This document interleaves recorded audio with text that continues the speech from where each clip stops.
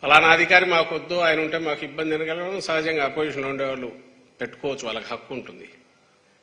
Plus వాళ్ళ భయాందోళన వాళ్ళకు ఉండొచ్చు. ఎన్నికల కమిషన్ దాన్ని అడ్రస్ చేయాలి.